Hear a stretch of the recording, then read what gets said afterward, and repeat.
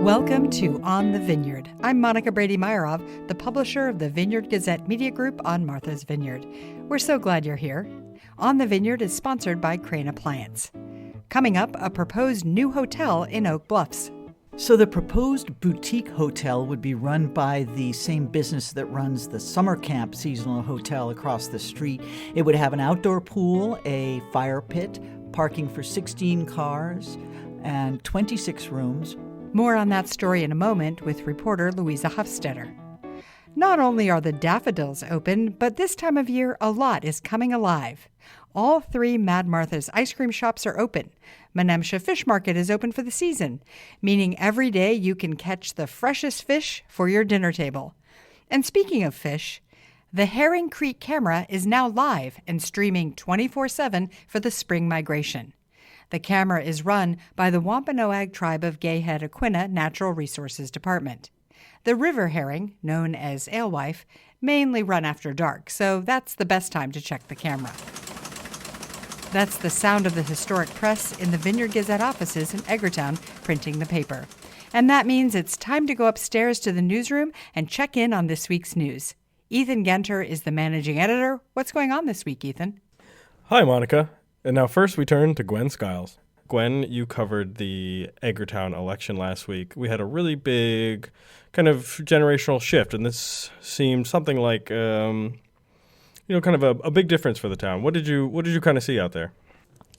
Yes, Ethan, it is a new beginning for Edgartown. We have a new select board member, Alex Morrison, a 42-year-old landscaper, beat incumbent Michael Donnarumma, and that's a big deal for the town as Michael has been the select board member for 22 years. That's almost my entire lifetime.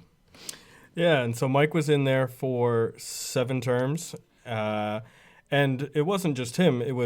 They had this core 3 select board members who have been there for Michael's whole time. The other 2 have been there for the 90s, since the 90s, I should say. And, this is something we're kind of seeing in other parts of town, too. It's kind of this younger generation kind of stepping into the town politics. Yeah, I was in the room when the results were read, and it was just everyone was quiet, and then gasps started, and everyone, I think, recognizes that this is kind of a transition for the island as younger generations are coming in. But it seems to be as if people are excited.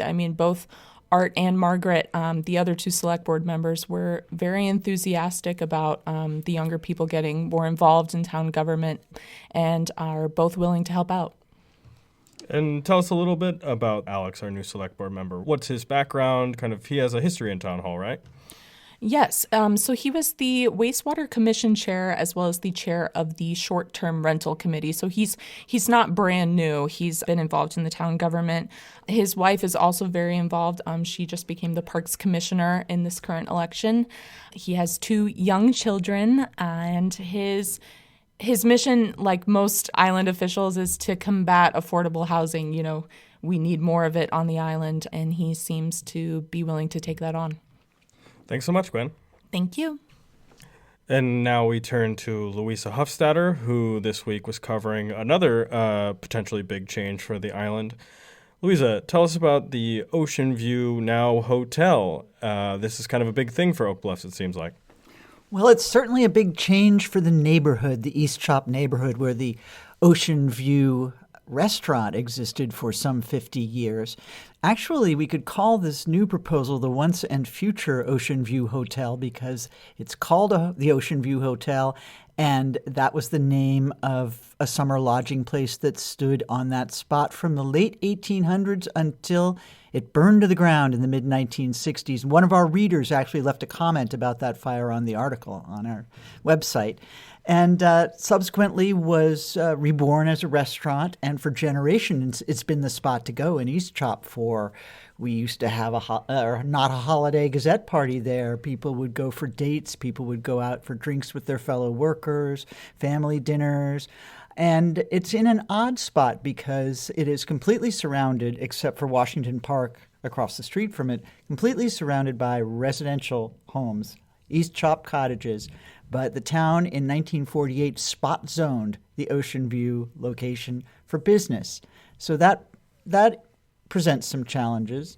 The owners of the property now want to bring it back as a hotel instead of a restaurant because they say that the economics of rebuilding the restaurant under the contract with the operator just don't favor the costs of doing business.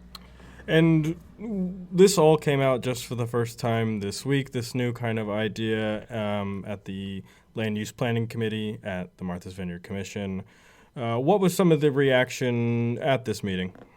I think people generally were willing to find out more, and the commissioners on the Land Use Planning Committee didn't rule anything out of hand. But of course, they did express some concerns about the neighbors who have never been shy about expressing their feelings about having businesses there. The proponents, the attorney for the landowners, said actually this new 3-story hotel with employee housing in the basement will create a lot less parking trouble and traffic for the neighborhood. They expect to need only about 16 parking places. They will not operate a public restaurant, and that's the biggest change. And commissioners did express some sorrow that the old Ocean View restaurant will be no more because it is such an institution. So the proposed boutique hotel would be run by the same business that runs the summer camp seasonal hotel across the street. It would have an outdoor pool, a fire pit, parking for 16 cars, and 26 rooms. No public restaurant or bar, but there is talk of having a kitchen and some food and drink available for guests. We will continue to follow along, Louisa. Thanks so much. Thank you, Ethan. You can read more on these stories and all the news for free at vineyardgazette.com. And you can read a story about lambing at Mermaid Farm and other island farms and see some great photos of adorable lambs. And that's my cue to play some more lamb sounds.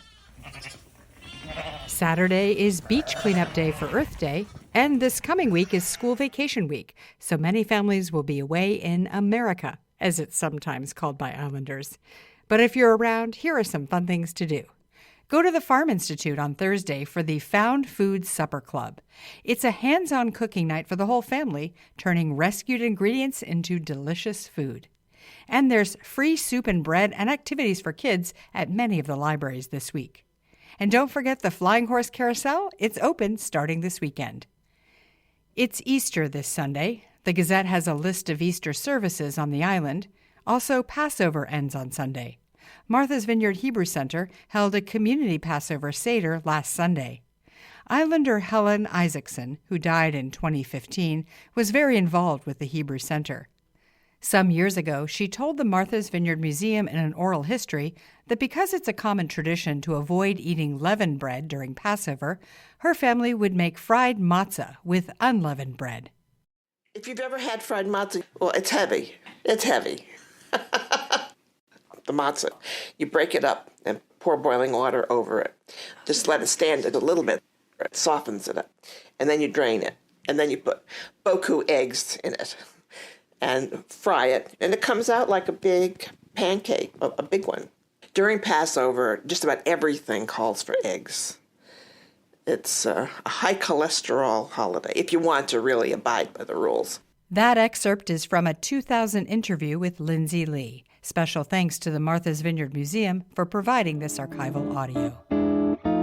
Thanks to Gwen Skiles for audio from the lambs and Ray Ewing for lamb video, which you can see if you listen to this podcast on the Vineyard Gazette YouTube channel. Our theme music is from island composer and musician Michael Hayden. If you like the show, please follow us and tell a friend. Thanks to our sponsor, Crane Appliance. When you shop at Crane Appliance, you get their appliance expertise, very competitive pricing, and service after the sale should you need it. Crane Appliance. They call the Cape and Islands home. I'm Monica Brady-Myrov. You're listening to On the Vineyard. Thanks for joining us, and talk to you next week.